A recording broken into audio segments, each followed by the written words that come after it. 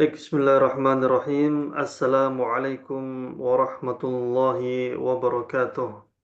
Waalaikumsalam warahmatullahi wabarakatuh. Alhamdulillahirabbil alamin wa bihi nasta'inu ala umuri dunya waddin. Wassalatu wassalamu ala asyrafil anbiya'i wal mursalin nabiyina Muhammadin wa ala alihi wa sahbihi ajma'in. Allahumma 'allimna ma yanfa'una wa zidna 'ilman wa 'amala. Allahumma amin. Baik, teman-teman yang dirahmati oleh Allah Subhanahu wa taala, alhamdulillah kembali kita bersyukur kepada Allah Subhanahu wa taala atas limpahan rahmat dan karunia-Nya sehingga pada pagi hari ini ya, seperti kebiasaan kita yang sudah rutin, kita akan mempelajari tentang surat-surat pendek ya, yang semakin ke sini sepertinya eh, nanti tidak akan pendek lagi karena sudah mulai juz 30 tidak semuanya pendek ya, dalam artian kalau pengertian kita pendek itu adalah surat yang cuma satu, dua, tiga ayat, tiga ayat lah minimal ya, tiga ayat. Atau misalnya surat pendek itu adalah yang ya nggak lebih dari lima gitu ya. Maka semakin di sini ini 7 ayat ya. Ini masih dalam kategori surat pendek insya Allah ya. Tapi nanti kalau sudah masuk ke Al-Fajr misalnya, Al-Buruj ya, mungkin tidak bisa dibilang pendek lagi. Oleh karena itu mungkin kita akan bahas ya per 5 atau 7 ayat ya. Biar agak apa namanya tidak terlalu panjang juga ya. Baik, di sini kita akan membahas tentang surat Al-Ma'un. Surat Al-Ma'un itu artinya adalah kalau kita lihat paling paling ini ya, paling bawah di sini. Al-Ma'un artinya adalah barang-barang yang berguna menurut beberapa tafsir ya. Baik, sebelumnya insya Allah di sini saya yakin sudah hafal surat Al-Ma'un semuanya ya. Yang belum hafal angkat tangan. Atau adakah yang belum hafal? Nggak ada ya. Insya Allah sudah hafal semuanya. Kalau Alhamdulillah. sudah ya, Alhamdulillah sudah hafal ya. Kalau belum ya silakan dihafalkan ya. Mungkin barangkali beberapa teman kita ada yang baru masuk Islam misalnya atau mualaf ya. Maka di sini harus dihafalkan ya. Kenapa menghafal surat pendek itu penting?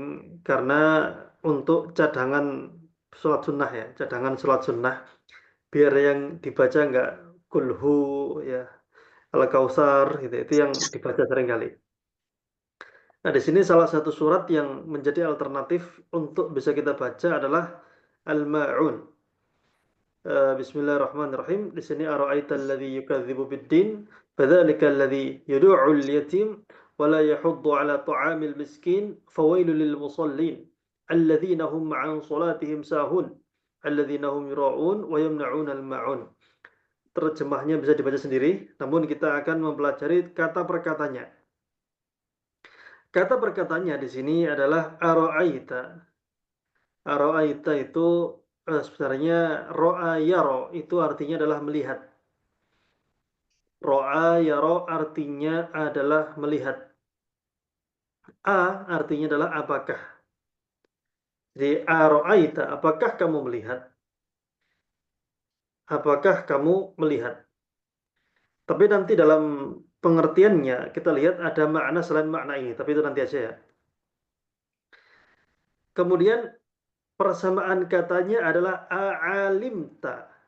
A'alimta, apakah kamu tahu? Alimta, alima ya'lamu itu mengetahui. Alimta, kamu mengetahui. A'alimta, apakah kamu mengetahui? Atau tahukah kamu? Gitu ya. Jadi apakah kamu mengetahui? Apakah kamu melihat? Apakah kamu tahu? Alladzi, ini kalau kekecilan silahkan dibuka di HP-nya masing-masing ya, biar enggak geser-geser. Karena sudah kita kirim ya. Alladzi itu orang-orang yang yukadzibu, kadzaba yukadzibu. Makanya ada orang istilahnya adalah kadzab. Kadzib itu orang yang berdusta, kadzab itu orang yang senantiasa berdusta. Persamaan katanya di sini sebenarnya bukan cuma yajhadu iya, tapi ada lagi. Itu apa? Dajjal ya. Dajjal itu kadzab itu dajjal. Dajjal itu artinya pendusta ya. Itu artinya apa? Dajjal. Makanya dajjal dikatakan dajjal itu karena dia pendusta. Al-Masih ad-Dajjal. Al-Masih itu yang terhapus. Terhapus apa? Salah satu matanya. Dajjal itu matanya dua ya, tapi buta sebelah.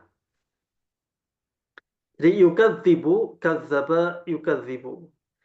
Itu mendustakan. Kalau kadzaba yakdzibu tanpa tasydid artinya adalah berdusta. Kalau kadzaba yukadzibu dia di sini artinya adalah mendustakan. Itu kadzaba yukadzibu. Yajhadu itu mengingkari.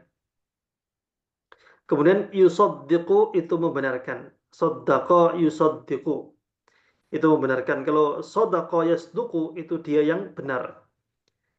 Makanya dikatakan as-siddiq itu yang apa namanya orang yang jujur ya. As-siddiq orang yang jujur. Itu atau membenarkan. Makanya dikatakan sodiq itu teman ya.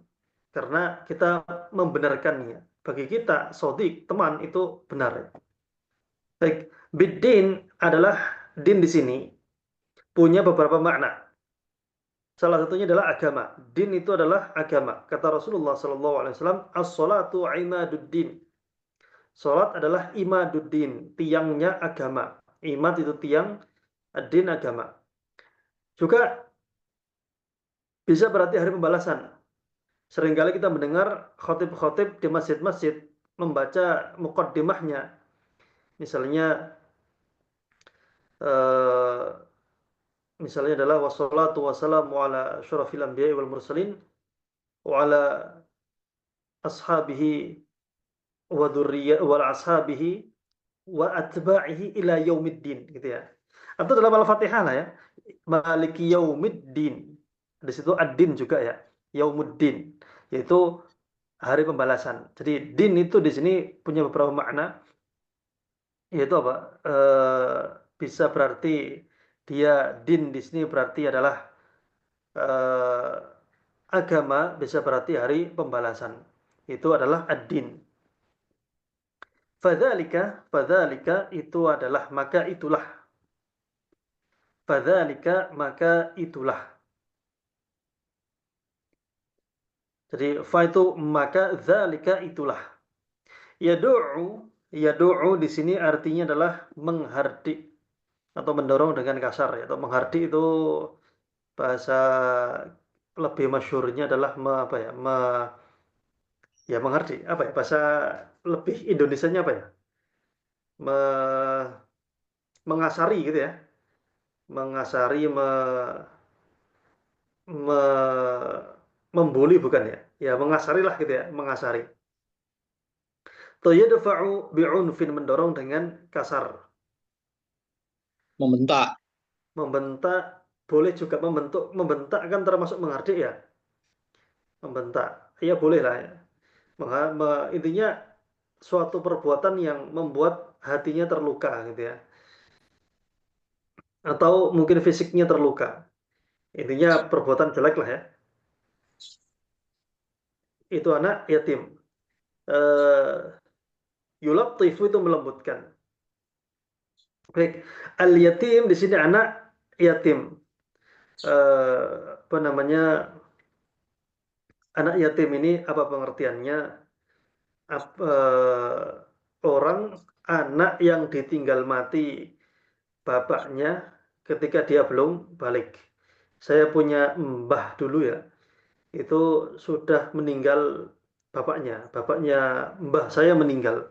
Bapak saya punya mbah saya ini punya bapak itu sudah meninggal. Apakah mbah saya itu yatim? Ya, enggak ya, karena sudah balik ya. Tapi teman-teman sekalian, ketika dulu saya pernah belajar ringkasan Sahih Bukhari ya, guru saya pernah menjelaskan bahwasannya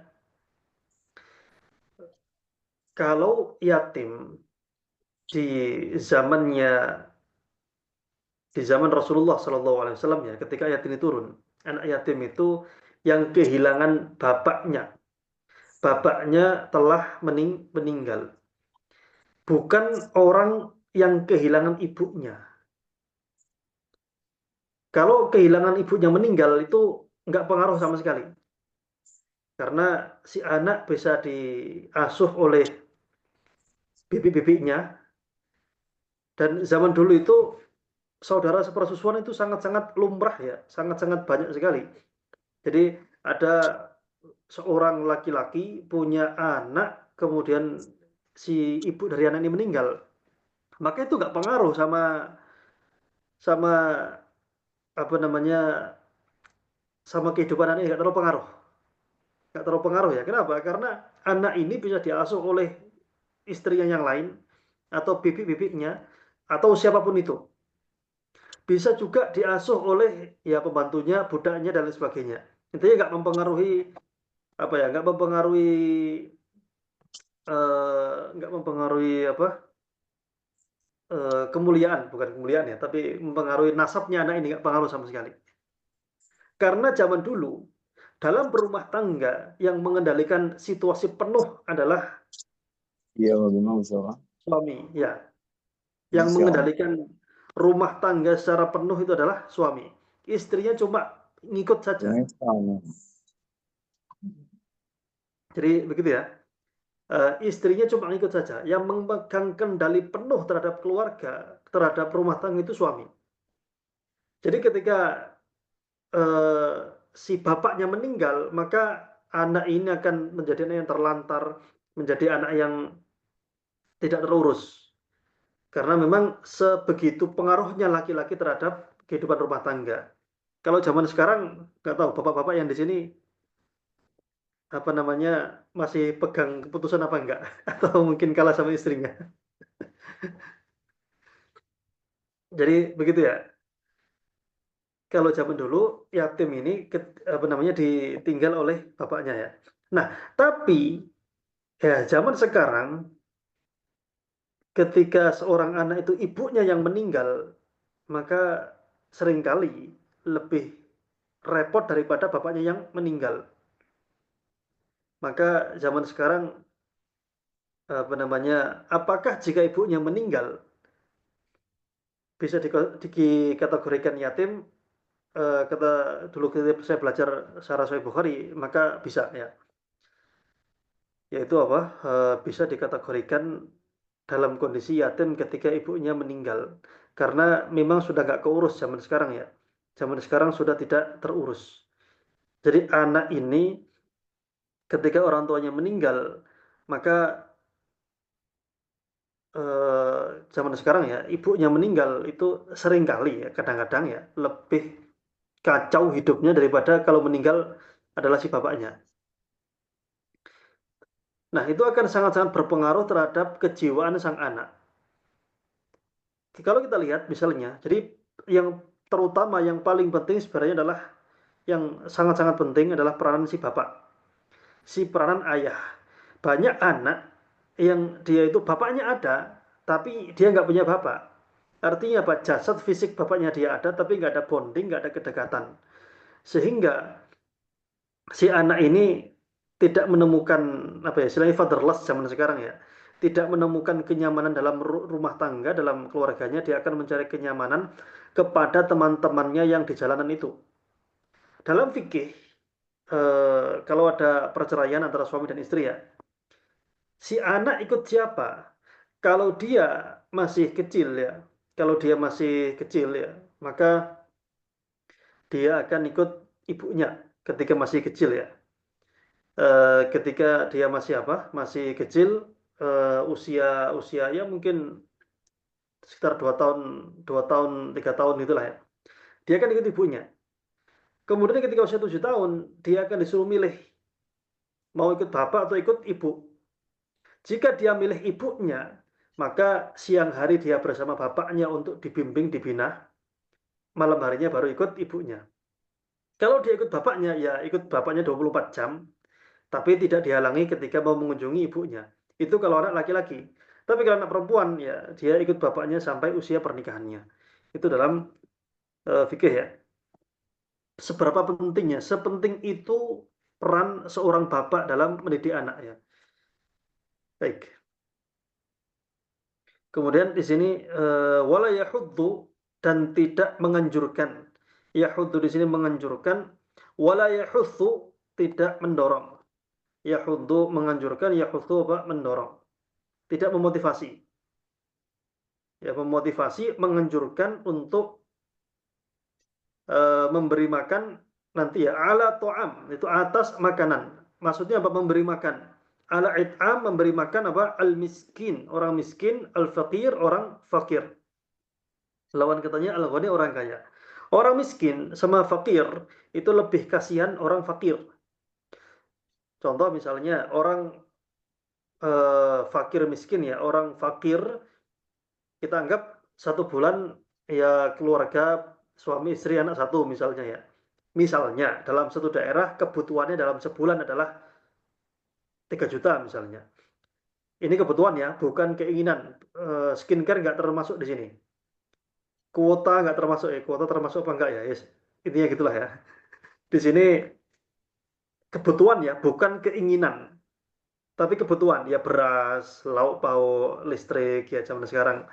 Kemudian apalagi ya pokoknya bensin mungkin kerja ya. Ini kebutuhan ya, bukan keinginan. Kalau keinginan manusia itu nggak ada batasnya. Tapi ini kebutuhan. Nah, orang miskin sama orang fakir ya. Orang fakir itu tidak mampu mencukupi separuh. Jadi anggap saja dari 3 juta. Dari 3 juta ini apa namanya? Dari 3 juta orang fakir itu hanya memenuhi 1 juta misalnya, kurang dari 1.500.000. Orang miskin itu lebih bisa mencukupi lebih dari separuh.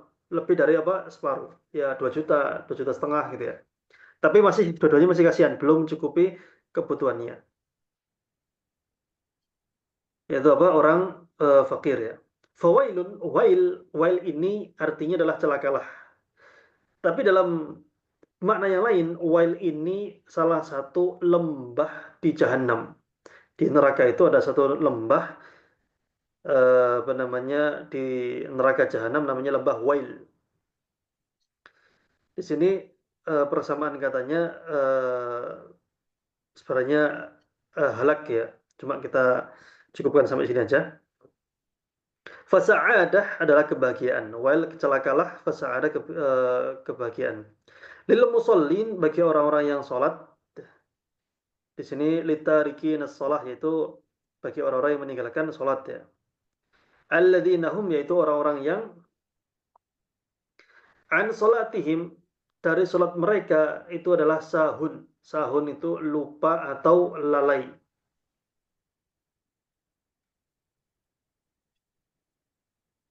Kemudian ghafilun juga adalah lalai ya. Muntabihun adalah sadar atau waspada. Yura'un yaitu berbuat riya. Yukhlisun yaitu berbuat ikhlas. Yamna'un itu enggan memberikan. Wayahbisun itu menahan ya. Wayabdzulun memberikan. Al-ma'un barang-barang yang berguna nanti akan kita lihat apa maknanya. Jadi teman-teman yang dirahmati oleh Allah Subhanahu wa taala, itu sedikit makna kata per kata dari surat Al-Ma'un. Pesan saya sekali lagi bahwasannya uh, kosakata seperti ini akan senantiasa terulang ya. Contoh misalnya alladzi. Alladzi ini dari kemarin-kemarin sudah terulang ya. Ad-din ya.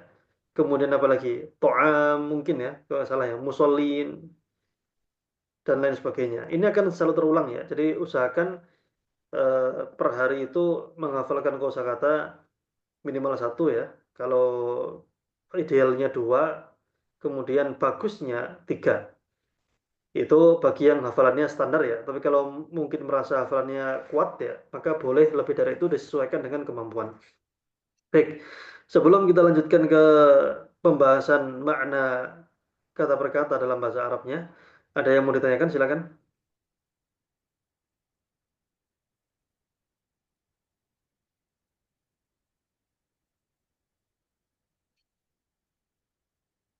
Assalamualaikum, Pak Ustadz. Ya, waalaikumsalam. Tadi terkait dengan Dajjal, Pak Ustadz. Kadang-kadang kita mendengar dari orang apakah benar-benar datang atau eh, hanya sekedar menakuti atau bagaimana? Apa tujuannya Dajjal? Kemudian bagaimana kita menghindari Dajjal demikian, Pak Ustadz? Terima kasih. Baik, Dajjal ini adalah dia itu manusia betulan ya, manusia betulan. Apa namanya? Pernah ada sahabat ya, namanya itu Tamim bin Aus Dari kalau nggak salah. Dia itu pernah terdampar di sebuah pulau dan di situ ada makhluk yang dirantai ya. Dalam sebuah hadis dan sebuah riwayat, dia bertanya tentang beberapa hal ya, tentang apakah danau ini sudah mengering dan lain sebagainya. Intinya itu memang ada betulan ya, ada betulan dan dia akan datang nanti di akhir zaman sebagai fitnah dan ujian. Makanya dalam sholat kita berlindung apa min fitnatil masihid dajjal dalam doa akhir sholat kita itu. Dan Ya. ini betulan ada ya. Dan dia memang punya beberapa kesaktian, beberapa kesaktian yang memang tujuannya untuk menguji keimanan di akhir zaman nanti. Memang di akhir zaman nanti itu banyak kejadian-kejadian yang di luar, kalau zaman sekarang di luar nurul ya, di luar nalar. Ya seperti contohnya Ya'juj dan Ma'juj. Ini akan keluar nantinya. Kemudian ada dabah, kemudian juga ada apalagi misalnya api, kemudian juga ada nanti apa namanya kejadian-kejadian yang luar biasa. Itu adalah berita yang sudah Rasulullah SAW kabarkan ya dalam berita dalam hadis-hadisnya. Maka di sini kita mengimaninya meskipun ya selama hadis yang sampai kepada kita dengan sanad yang sahih, maka kita wajib untuk mengimani ya tentang bagaimana bentuk fisiknya itu sudah disebutkan ya. Matanya itu cuma matanya dua cuma buta sebelah, kemudian di dahinya ada kaf kafaroh gitu ya, kufrun gitu ya, kemudian juga kakinya agak eh, melingkar kalau nggak salah ya, dan lain sebagainya. Jadi Dajjal itu memang beneran ada dan akan datang ya, sudah ada sekarang dan dia tinggal menunggu waktunya keluar. Maka di akhir sholat kita berlindung min syarri fitnatil masih Dajjal. Baik, kita lanjutkan dulu ya. Kita membahas tentang makna kosakata terlebih dahulu.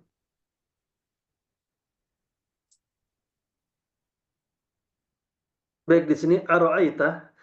Jadi tadi teman-teman sekalian itu makna kosakata per kosakata di dalam bahasa Indonesia. Nah, terkadang kosakata dalam bahasa Indonesia itu tidak mewakili apa yang menjadi maksud dalam kosakata bahasa Arab. Hanya mendekati saja. Jadi kalau kita melihat kenyataannya dalam bahasa Arab itu sendiri, maka terkadang lebih luas ya. Seperti Ar-Rahman Ar-Rahim. Kalau diterjemahkan dalam bahasa Indonesia, akan menjadi Maha Pengasih, Maha Penyayang. Tapi sebenarnya nanya jauh lebih tidak seperti itu ya. Rahim.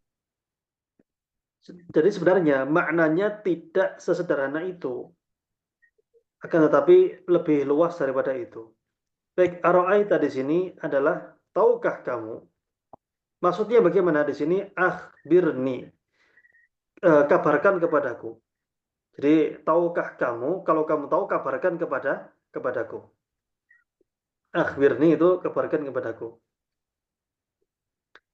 Alladzi ismun mausulun lil mufradil mudzakkar. Isim mausul untuk satu orang laki-laki. Artinya adalah yang ya. Alladzi ini artinya adalah yang.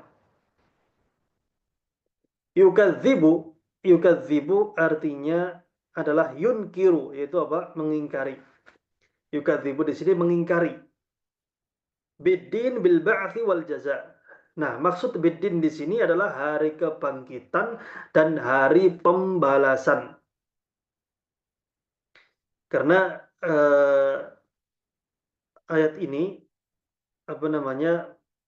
ingin menjelaskan tentang kondisi orang-orang yang mendustakan hari pembalasan.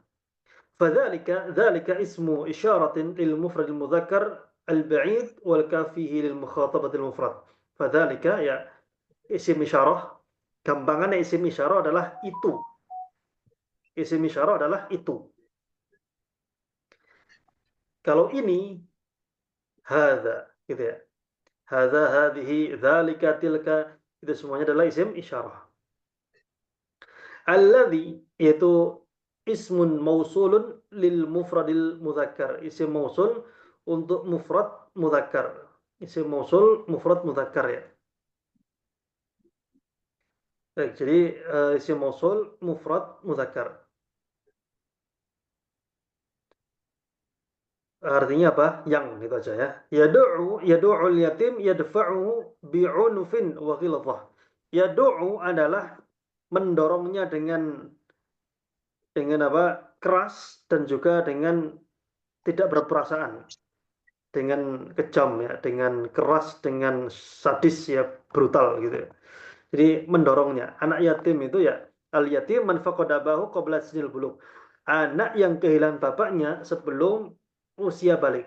Jadi teman-teman sekalian, anak yatim di zaman dulu itu lebih kasihan ya daripada anak yatim di zaman sekarang. Ya, zaman sekarang juga kasihan sih ya. Cuma kalau zaman dulu itu karena kondisinya bahwasannya seorang wanita itu kenapa disebut dengan ummi ya. Ummi itu ya artinya tidak bisa baca.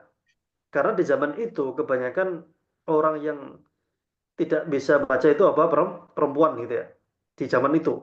Dan laki-laki pun banyak yang tidak bisa baca di zaman itu. Jadi di sini anak yatim itu sangat-sangat kasihan. Kenapa? Kalau ditinggal bapaknya, kejayaannya akan hilang. Kenapa hilang? Ya karena eh, tidak ada lagi yang peduli sama dia. Artinya dia tidak akan mendapatkan pendidikan dari bapaknya. Jadi kalau bapaknya itu sudah meninggal, maka pendidik utamanya akan hilang. Ya bisa dididik sama pamannya, sama mbahnya bisa. Cuma tidak akan seperti bapaknya. Kalau zaman sekarang, bapaknya yang meninggal, ya selama bapaknya ya, di sini tanda kutip ya, selama bapaknya meninggalkan warisan ya, artinya dia bukan perintis ya, tapi pewaris ya. Jadi sekali lagi, saya ulang ya, kalau kondisinya sama-sama ditinggali warisan sekian banyak misalnya. Saya ulang lagi, anggap saja anak zaman itu ya, zaman dulu itu, di zaman Rasulullah ini, meninggal punya warisan. Satu lagi, anak zaman sekarang bapaknya meninggal punya warisan. Maka kalau zaman sekarang mungkin tidak terlalu parah ya. Tapi kalau zaman dulu itu akan parah. Kenapa? Karena bisa jadi dibuat rebutan hartanya ya. Dan juga zaman dulu itu tidak seperti zaman sekarang. Intinya kalau kehilangan bapak zaman dulu itu efeknya luar biasa gitu saya. Baik, yadu'u al-yatim wala la nafiyah ghairu amilah. Jadi la nafiyah namanya dan artinya apa? Tidak gitu saja. Yahuddu la yahuddu la yahutsu ahadan, itu tidak memotivasi, tidak menganjurkan seseorang. Ala artinya di atas ya, atau agar, atau untuk di sini harfu jarrin yufidu ta'lil, yaitu apa? Untuk ta'lil yaitu yang menyebabkan sesuatu. Artinya apa? Gampangannya ala atas gitu saja. Atas to'ami, atas pemberian makan. To'amul miskin badlun wa taqdimut to'amilah, yaitu memberikan makan kepada anak yatim. Zaman dulu anak panti asuhan belum buka sepertinya ya. Jadi anak yatim itu sangat-sangat terlantar zaman dulu ya. Meskipun dia punya warisan, tapi rawan terlantar karena memang kondisi masyarakatnya beda dengan zaman sekarang. Al-miskin, al-miskin al-faqir alladzi adallahu al-faqru, yaitu di sini al-faqir yang dia itu direpotkan dan disibukkan dengan kefakirannya. Fakir dan miskin itu teman-teman sekalian, kalau disebutkan bareng gitu ya, maka maknanya adalah fakir lebih parah daripada miskin. Tapi kalau disebutkan terpisah, ya miskin-miskin saja, fakir-fakir saja, terkadang maknanya dua-duanya itu sama, muradif ya. Istilahnya itu idza ijtama'a iftaraqa wa idza iftaraqa ijtama'a. Seperti contoh misalnya eh, iman dan eh, mukmin dan muslim ya, mukmin dan muslim. Kalau kita sebutkan seorang mukmin, dialah orang yang begini begini begini. Saya melihat seorang yang mukmin, sama kita mengatakan saya melihat seorang yang muslim, itu artinya sama ya, karena tidak di satu tempat yang sama. Sekali lagi saya ulang lagi ya. Ketika saya mengatakan saya melihat orang mukmin, oh yaudah dia mukmin ya. Kata kedua atau kalimat kedua, saya melihat seorang muslim. Kita anggap dua-duanya sama, gitu ya. Tapi kalau dijadikan dalam satu paragraf, yaitu orang-orang muslim dan orang-orang mukmin, maka ketika berkumpul maknanya akan berbeda. Jadi gitu ya. Ya pria sama laki-laki itu bedanya apa gitu ya. Ya pasti ada bedanya. Cuma kalau terpisah ya artinya sama saja. Tapi kalau apa namanya disebutkan berbarengan gitu ya, kita menyebutkan perbedaannya apa. Kayak gitu ya. Kemudian di sini fawailun, wailun, azabun, wa kalimatu wa'idin wa tahdid. Wailun di sini adalah azab atau kalimat ancaman. Yang tadi kita sebutkan, salah satu maknanya adalah salah satu jurang atau lembah di neraka. Nauzubillah min dzalik. Lil musallin, orang-orang yang sholat di sini, alladzina yu'adduna sholah. Maka celakalah orang-orang yang sholat. Ayat ini jangan dipotong sampai sini. Nanti kalau misalnya ada yang jadi imam gitu ya, fawailul lil musallin, kemudian ruku. Ini fatal akibatnya. Karena ayatnya, suratnya belum selesai, pesannya belum sampai. Celakalah orang-orang yang sholat. Wah, berarti wis kalau sholat wis gitu ya. Nggak usah sholat karena orang-orang sholat itu yang celaka. Tapi bukan orang-orang yang sembarang sholat, tapi orang-orang yang sholat apa kita lihat di sini. Alladzina, ini artinya yang gitu aja ya, orang-orang yang ya. Hum, mereka, dhamirul ghaibin, dhamir mereka artinya gitu aja. An harfu jarin yufidu ma'nal mujawazati al-majaziyah. Itu an gampangannya dari gitu aja ya. Ini istilah dalam ilmu nahwu aja. Salatihim as-salat al-ibadatul masyru'atu wa hiya al-af'al wal aqwalu muftatahatun bitakbir mukhtatamatun bitaslim. Salat adalah ibadah yang disyariatkan, yaitu mencakup perbuatan-perbuatan, perkataan-perkataan, ucapan-ucapan yang dibuka dengan takbir, diakhiri dengan salam. Itu adalah salat. Sahun itu ghafilun, yaitu lalai an adaiha fi waqtiha wa ghairu mubalin biha. Itu dia itu lalai dari mengerjakannya di waktunya dan tidak peduli. Baik, kalau kita lihat ya dalam tafsirnya ya, tafsir misalnya Ibnu Katsir misalnya disebutkan di sana bahwasannya orang yang lalai dalam sholat itu, bentuk lalai dari sholat itu bermacam-macam. Pertama ada yang sholatnya ini diakhirkan dari waktunya. Mengakhirkan sampai akhir waktunya, kadang-kadang bablas di luar waktunya. Sholat, misalnya sholat zuhur misalnya ya. Sholat zuhur jam 12 misalnya. Itu dikerjakan jam 3 kurang. Kadang-kadang sampai lupa mungkin sampai jam 4 sore misalnya ya. Intinya mengakhirkan sholat dari waktunya. Itu bentuk lalai. Bentuk yang selanjutnya dari lalai adalah lalai dari mengingat Allah Subhanahu wa taala dalam sholatnya. Lalai terhadap bahwasannya sholat ini adalah sholat yang harus kita bersambung hati kita kepada Allah Subhanahu wa taala. Sholatnya itu hanya sekitar gerakan dan ucapan saja. Nggak paham artinya dan juga tidak ada kekhusyukan di situ. Maka di sini termasuk lalai ya. Jadi menyanyiakan secara waktunya, lalai dalam peribacaannya, gitu ya, dan lain sebagainya. Intinya adalah dia tuh sholatnya lalai gitu ya, lalai dalam berbagai aspek. Sahun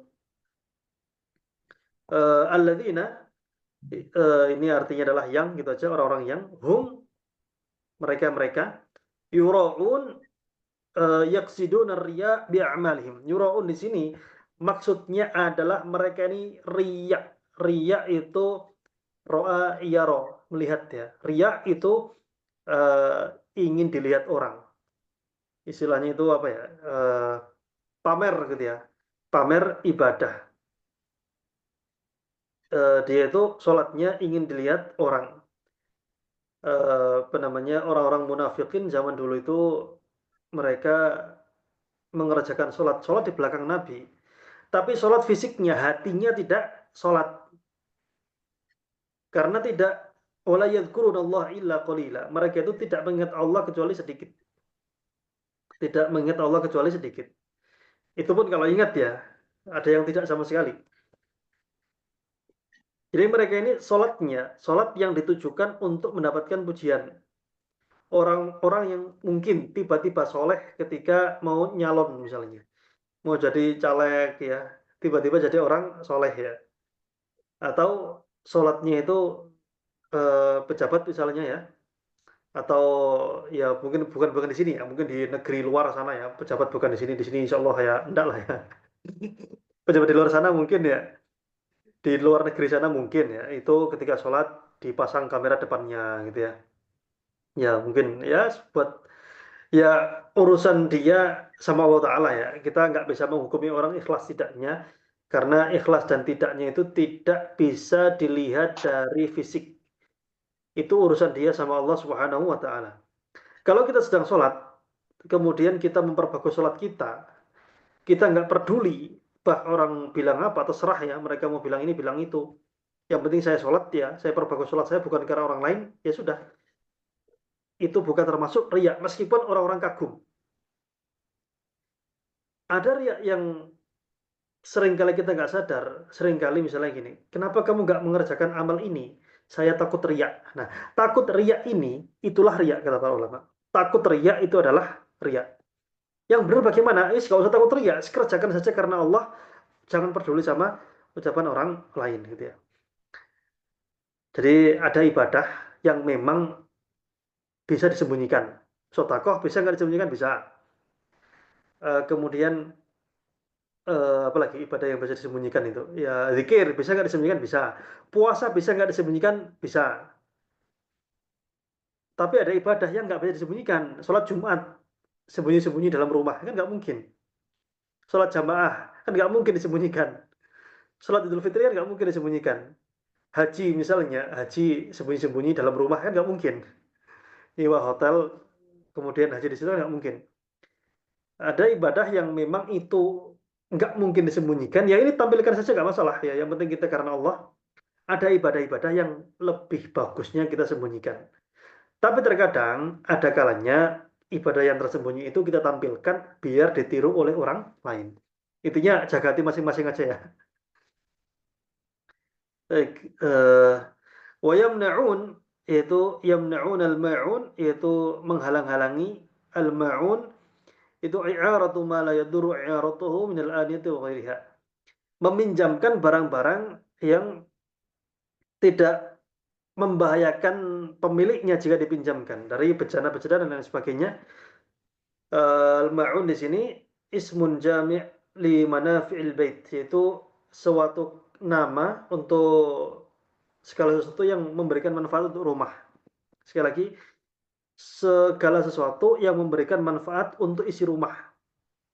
Kal qidri wal fa'si, seperti kapak dan juga panci ya. Wa nahwihima mimma jaradil 'adatu bi'aratihi. Itu dan lain sebagainya yang itu memang dalam adat kita memberikan manfaat. Jadi al-ma'un di sini adalah barang-barang yang berguna ya.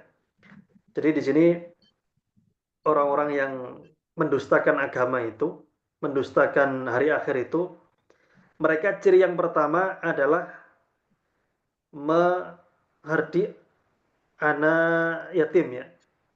Kemudian tidak mau memberikan makan orang miskin. Juga di sini disebutkan bahwasannya celakalah orang-orang yang sholat. Mereka adalah orang-orang sholat yang lalai dari sholatnya. Sholatnya itu riya. Dan mereka itu juga orang-orang yang mereka tidak menjaga hubungan dengan Allah dengan sholat yang baik, tidak. Juga mereka tidak mau menjaga hubungan dengan sesama manusia dengan cara meminjamkan barang-barang yang berguna tadi itu. Hanya saja meminjamkan barang kepada orang lain ini ya, terutama uang di zaman sekarang, ini perlu kita rinci ya. Ada orang-orang yang ketika meminjam itu dia tidak tanggung jawab, malah merugikan. Misalnya setiap dipinjami ya, saya punya tetangga ya, itu kalau pinjam barang, dia pinjam barang itu jarang balik ya. Pinjaman sih ya, tapi entah kemana gitu ya. Pinjam ini ya, sudah nggak pernah balik lagi.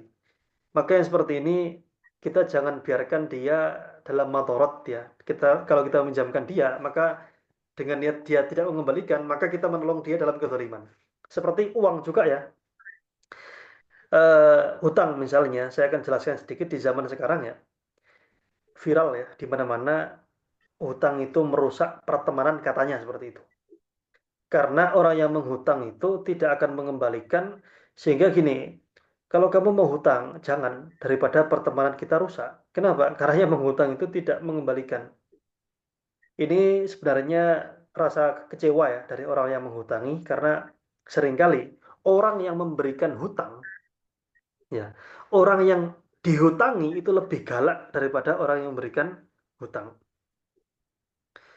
Sebenarnya ya kalau orangnya amanah gitu ya, orangnya amanah ketika dia dihutangi, itu amanah ya.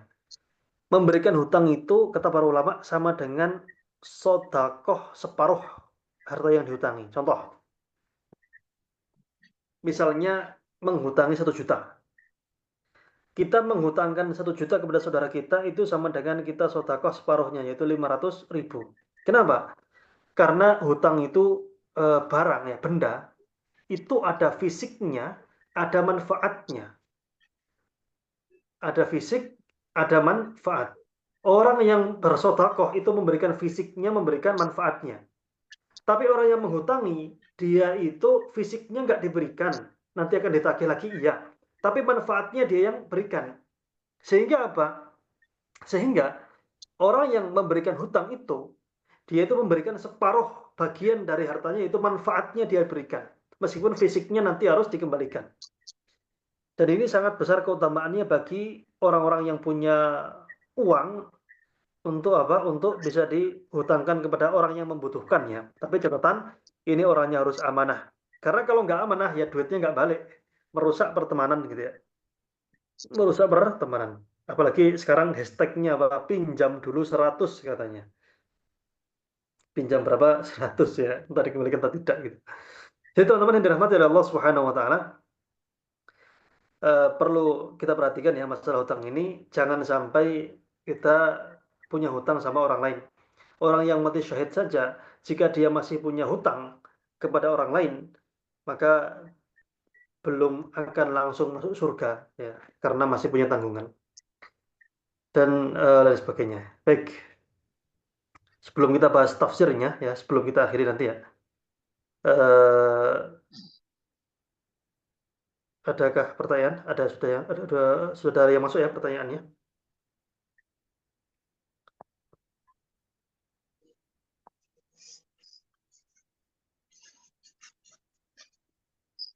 Baik, apakah masuk kategori celaka yang neraka wail bagi orang yang sholat, yaitu 1, tidak paham makna bacaan dan tidak mau belajar, 2, paham makna bacaan tapi sedikit namun terus berusaha belajar, 3, berlaku menyimpan dari fungsi sholat karena masih berperilaku buruk dan masih dalam dosa. Baik, di sini apa namanya, kalau kita merujuk pada tafsir Ibnu Katsir ya, yang termasuk wail di sini itu mengakhirkan mengakhirkan apa dari waktunya, itu yang pertama, mengakhirkan sholat dari waktunya, bahkan mungkin sampai keluar waktunya, itu yang pertama. Kedua, juga adalah orang yang lalai dari kekhusyukannya, sebagai seorang mukmin, kita itu sebenarnya adalah wajib untuk belajar ya. Belajar itu bisa di mana saja, silakan ya. Bisa belajar di mana saja ya. Eh, kita berusaha untuk apa? Dalam sholat ini kita berusaha untuk menyambungkan hati kita dengan Allah Subhanahu Wa Taala. Ya. Salah satu caranya adalah kita memahami apa yang kita baca ya. Nah, kalau orang yang sholat tapi terus bermaksiat bagaimana? Maka sholatnya tetap wajib ya, dia sholat. Maksiatnya yang harus apa? Dia rubah. Karena harusnya sholat ini menghentikan perbuatan keji dan mungkar. Kalau sholatnya benar ya, tapi kalau sholatnya masih salah, ya tidak akan ada efeknya atau pengaruhnya. Wallahu a'lam. Baik, kita akan sedikit bahas tafsirnya ya, tentang Al-Ma'un di sini. Ada yang belum hafal suratnya? Boleh bertanya Ustaz? Ya, silakan. Assalamualaikum Ustaz. Waalaikumsalam. Semoga Ustaz dalam keadaan sehat terus ya Ustaz ya. Amin, amin. Gini Ustaz pertanyaannya, ada orang punya statement bahwa sholat itu kan ada rukun-rukun yang wajib, rukun wajib ya kan, dan dia hanya mengerjakan yang wajib saja. Dalam hal ini surat Al-Fatihah itu kan masuk dalam rukun sholat, dan dia hanya berstatement, aku cukup surat Al-Fatihah sajalah. Adapun yang di luar surat Al-Fatihah seperti surat-surat yang lain setelahnya itu kan hukumnya hanya sunnah gitu kan. Jadi ya aku mau simple, yang penting mudah diterima sama Allah, sudah cukup. Nah, bagaimana hukum orang yang seperti ini Ustaz? Terima kasih Ustaz. Assalamualaikum. Waalaikumsalam. Baik, sholat itu diterima apabila mengerjakan minimal syarat dan rukunnya, serta menjauhi pembatal. Memang begini ya, eh, kalau yang sunnah tidak dikerjakan, seperti membaca ayat setelah Fatihah itu kan sunnah ya. Baca ayat-ayat setelah baca Al-Fatihah itu sunnah ya. Kalau tidak dibaca memang sholatnya tetap sah ya. Cuma gini, tujuan sholat itu kan agar kita mendapatkan ridho Allah Subhanahu wa taala, mendapatkan rahmat Allah. Nah, rahmat Allah ini lebih dekat dan lebih maksimal diberikan kepada orang-orang yang menyempurnakan ibadahnya. Apa fungsi sholat sunnah misalnya? Kita beralih ke sholat sunnah dulu. Sholat sunnah itu adalah ibarat kita ini kan sebagai manusia kan sadar ya. Sholat kita itu kalau kita boleh jujur ya, jujur dalam sholat, dari takbir Allahu Akbar sampai salam, itu berapa persen khusyuknya? Jujur aja, ada yang bisa jawab? Kira-kira sholatnya berapa persen khusyuknya dalam sholat? Ada yang bisa jawab? Yang mau ngaku di sini? Kurang Banyak nggak khusyuknya Ustaz? 50%. 25% Ustaz. Baik, saya tanya, 50% ada nggak di sini yang pernah saya khusyuk 50% dalam sholat Ustaz? 25. 50 20 ya, 25. 25 30 ya. 1% Ustaz. 1% ya. Ya mungkin Allah Akbar kata Allah, kemudian wah pulang sholat ngopi, mancing, kemudian apa namanya lihat sound horeg. Itu ya, ya jangan lihat yang aneh-aneh ya. Jadi gini, kita mengerjakan sholat wajib saja, kita tambah dengan yang sunnah, kita sempurnakan ibadah kita saja, itu masih potensi kita apa ya? Masih potensi kita ini pahalanya sedikit. Meskipun ya tadi kan kita jujur-jujuran ya, kita ngaku ya saya sholat khususnya cuma 15%, 10% misalnya. Nah, dengan 10% itu, apakah kita masih berani untuk atau masih tega terhadap diri kita sendiri ya untuk memangkas pahala sholat kita gitu ya? Apakah kita masih tega untuk memangkas pahala kita? Jadi bedakan antara hukum fikih sama pengagungan kepada Allah Subhanahu wa taala. fikih itu hanya berbicara tentang bukan cuma hanya sih, tapi fikih itu rata-rata berbicara tentang sah tidaknya ibadah. Nah, akan tetapi besarnya pahala itu tidak dibahas dalam ilmu seperti ini. Besarnya pahala itu sudah berkaitan dengan rasa pengagungan kita kepada Allah Subhanahu wa taala. Jadi saya sholat mau yang wajib saja, ya sah-sah, berpahala, tapi pahalanya seberapa? Ya pahalanya ya minimalis gitu ya. Sholatnya minimalis, pahalanya juga minimalis. Padahal nanti ya pasti bisa dipastikan orang ini akan menyesal di hari kiamat. Begini, yang butuh sholat itu bukan Allah. Allah itu nggak butuh sama sekali dengan sholat kita. Nggak butuh ya. Yang butuh kita sendiri. In ahsantum li anfusikum. Kalau kalian berbuat baik, beramal soleh, yaitu untuk kalian sendiri. Innama hiya a'malukum uhsiha lakum thumma uwaffikum iyyaha. Dalam diskusi. Sesungguhnya amal yang kalian kerjakan adalah amal kalian, kemudian kuhitung dan kuberikan balasannya. Jadi kalau ada orang berbuat seperti itu, ya terserah dia. Kita nasihati saja ya. Sholat kita saja yang kita sempurnakan masih ada potensi untuk tidak dapat pahala karena tidak ada kekhusyukan, tidak ada pengagungan, masih ingat sana sini, masih ingat hal yang lain sebagainya. Itu saja masih berpahala minimalis, apalagi dipangkas ya. Itu namanya efisiensi atau gimana gitu ya. Mungkin karena korban efisiensi anggaran kali ya. Efisiensi anggaran atau mungkin karena sholatnya minimalis ya. Nah, cara kita ya, jadi Allah berikan solusi, Rasulullah berikan solusi. Bagaimana solusinya? Bagi sholat kita, ya kita anggap di sini sholatnya lengkap ya, dari syarat, rukun, sunnah semua dikerjakan, baca ayat, dikerjakan semuanya. Tapi pahala kita masih sedikit karena khusyuknya sedikit. Di sini kata para ulama solusinya adalah kita menambah dengan sholat sunnah. Jadi katakanlah sholat wajib kita, katakanlah sholat zuhur ya.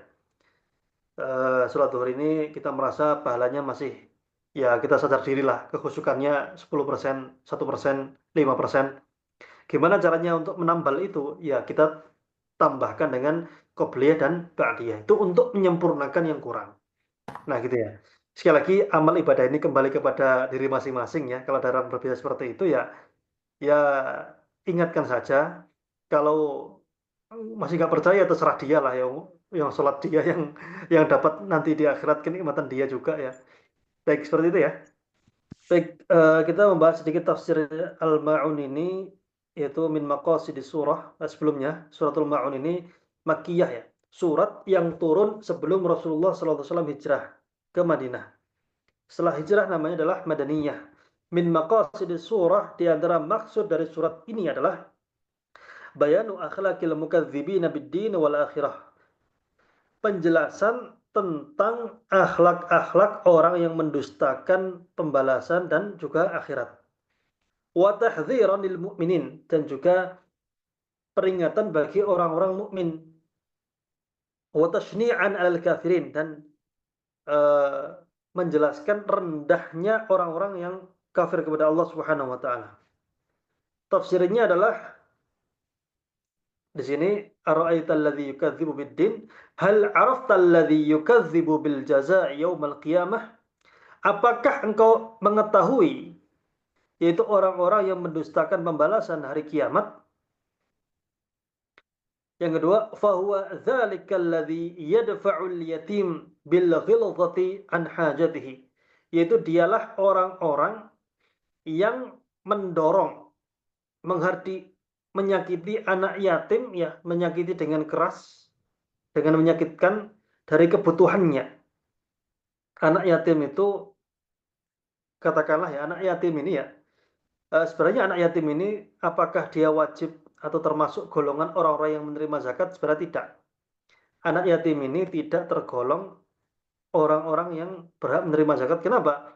Bisa jadi ketika bapaknya meninggal, bapaknya meninggalkan warisan. Nah, tapi kalau anak yatimnya meninggal dalam kondisi tidak punya apa-apa, maka dia termasuk fakir, miskin yang itu dapat.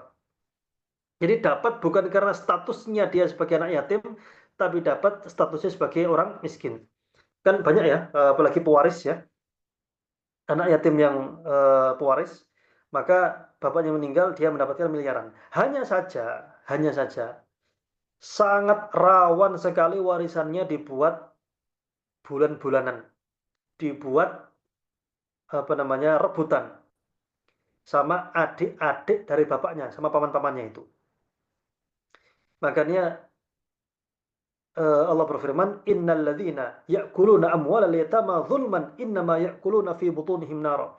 Orang-orang yang memakan harta anak yatim secara zalim, maka sejatinya dia sedang memasukkan ke dalam perutnya itu api neraka.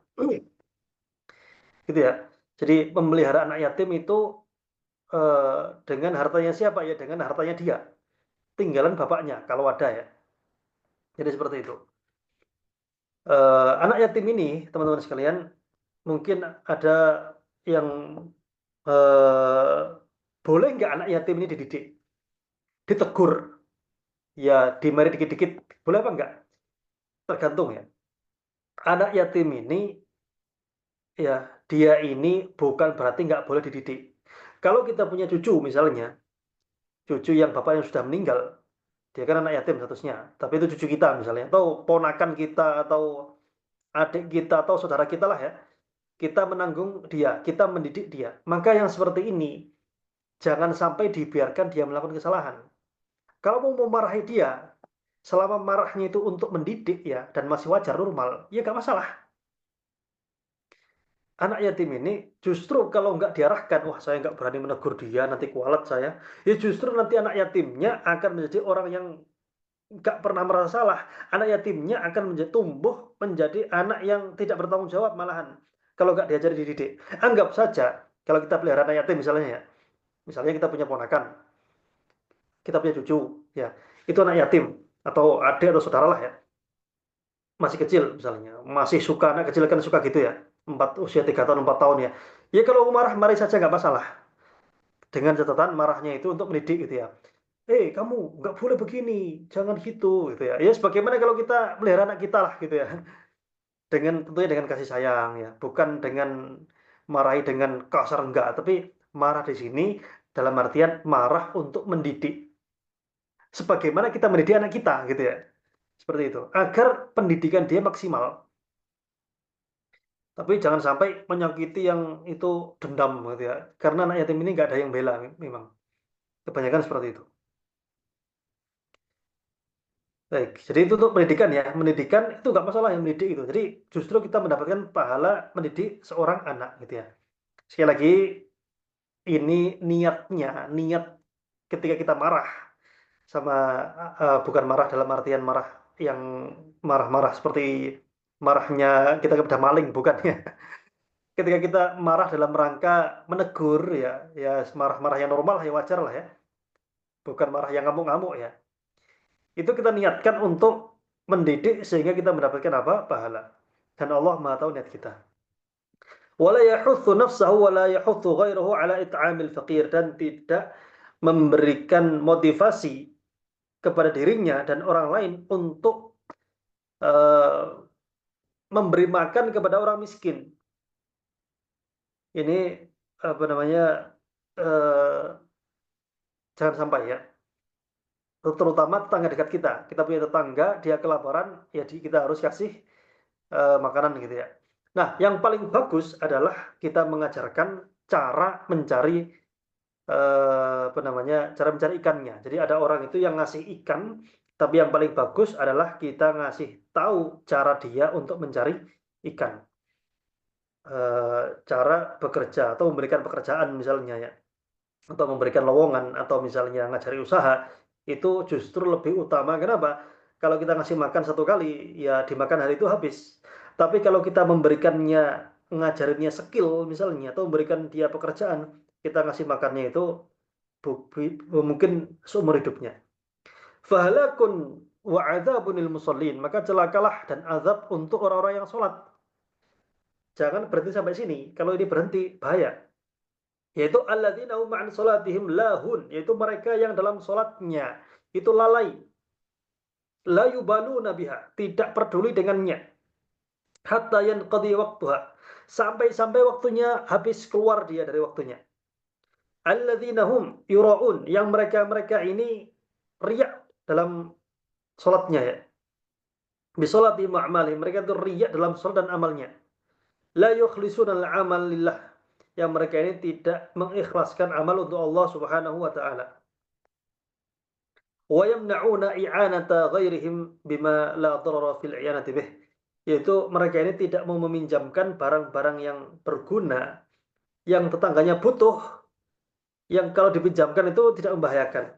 Jadi mereka ini tidak menjaga hubungan dengan Allah, juga tidak menjaga hubungan dengan manusia. Perlu digarisbawahi bahwasannya memang terkadang kita harus waspada dengan orang-orang yang tidak bertanggung jawab ya. Misalnya gini, pinjam motor, misalnya ada orang pinjam motor, tapi tidak amanah, entah rusak atau apa, nggak mau tanggung jawab ya, itu masih mending. Lah kalau pinjam motornya dibuat kriminal, misalnya dibuat nyuri misalnya motornya, atau dibuat melanggar hukum misalnya dengan motor itu, ya kita yang kena gitu. Atau misalnya pinjam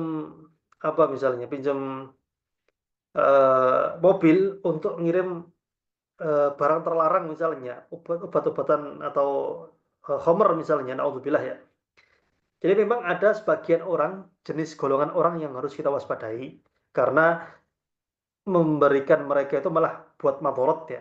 Tapi untuk orang-orang yang butuh dengan bantuan kita dan kita mampu ya, misalnya Bu, pinjam panci ya, nanti buat ada saudara datang mau masak gitu, pinjam panci ya, pinjamkan saja selama kita tidak butuh dengan barang itu.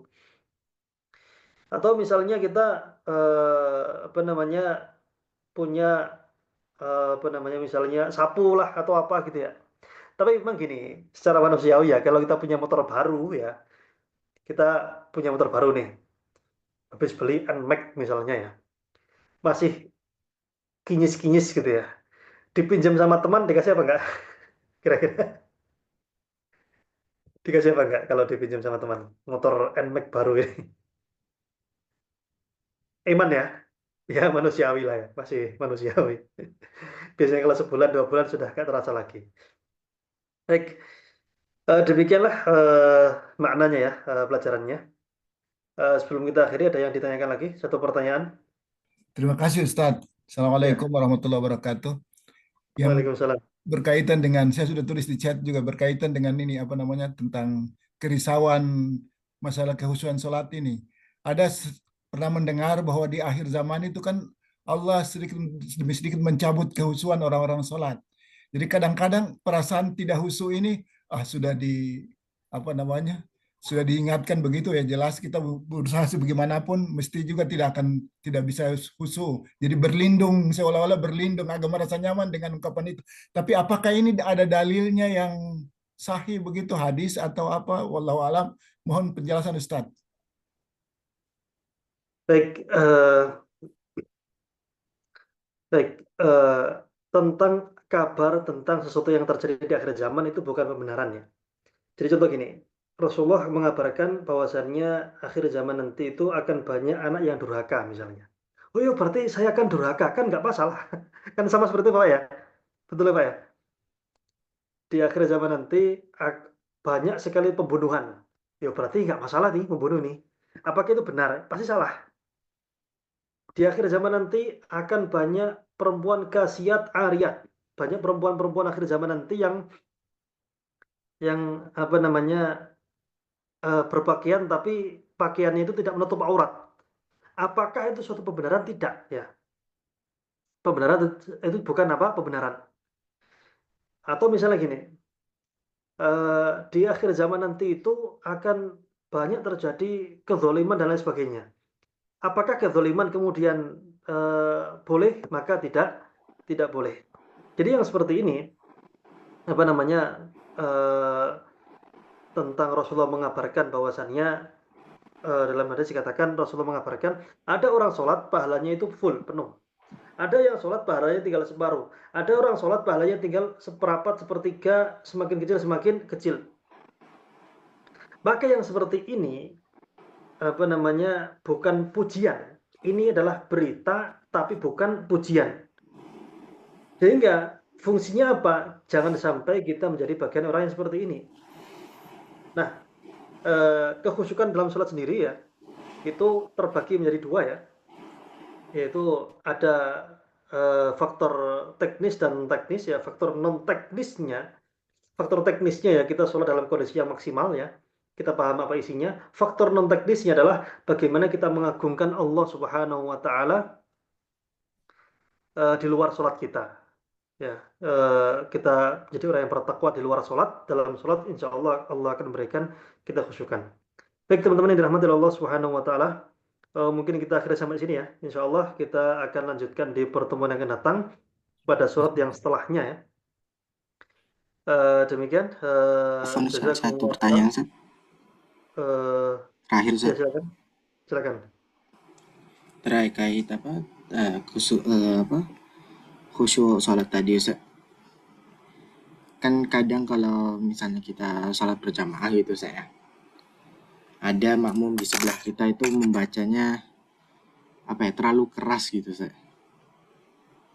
Jadi misalnya kalau lagi membaca surat pendek gitu, Ustaz. Misalnya di sholat zuhur atau sholat asar gitu, Ustaz. Yang dibaca perlahan gitu, Ustaz. Habis itu makmum di sebelah kanan atau kiri kita membacanya dengan suara yang keras gitu, Ustaz. Ya, belum gosok gigi pula sebelahnya ya. Nah, Ustaz. Jadi kita macam terasa terganggu gitu, Ustaz. Dan sholatnya jadi nggak terlalu khusyuk gitu, Ustaz. Dan setelah sholat berjamaah itu kita ingin mengulang lagi gitu, Ustaz, supaya benar-benar khusyuk gitu, Ustaz. Itu gimana, Ustaz? Kalau keadaan begitu, Ustaz? Baik, tidak perlu diulang ya, karena bagaimanapun juga sholat jamaah lebih utama daripada sholat sendirian. Jadi begini, memang terkadang kita itu kesel ya. Ada orang sebelah kita itu banyak gerak misalnya. Kakinya itu gerak, badannya gerak gitu ya. Apalagi orang sholat subuh, sebelah kita masih ngantuk, itu agak oleng-oleng gitu ya. Itu memang kita agak kesel ya rasanya ya. Apalagi dia menguap belum gosok gigi. Termasuk diantaranya adalah dia terlalu keras bacanya. Makanya seperti ini, ya kita berusaha mengkhusyukkan diri ya. Tapi untuk sholat selanjutnya, waspada. Waspada artinya jangan sampai sebelah kita adalah seperti itu. Caranya bagaimana? Datang sholat duluan, kemudian ketika qomat, kita bisa milih shaf yang paling depan, kira-kira kiri kanannya aman. Yang nggak punya pilihan itu, imam sudah takbir, kita datang terakhiran. Nah, kita nggak bisa milih sebelah kita siapa. Sebelah kita itu yang datang nantinya orang yang itu atau bukan, kita nggak tahu. Tapi kalau kita datang duluan, sholat yang paling depan, kita bisa milih kiri kanan siapa. Oh, saya sebelah sini aja. Oh, saya sebelah situ aja. Oh, sebelah kanan ini orangnya agak kalau sholat banyak geraknya, saya milih sebelah sini aja biar lebih aman gitu. Oh, orang yang sebelah sini ini, yang tengah-tengah ini orangnya biasanya bau kecut. Saya agak sebelah sini aja. Itu solusi ya, salah satu solusi. Jadi nggak perlu diulang ya. Karena bagaimanapun juga sholat jamaah itu lebih utama 27 derajat ya. Baik, demikian yang dapat kita sampaikan ya. Boleh satu lagi, Ustaz?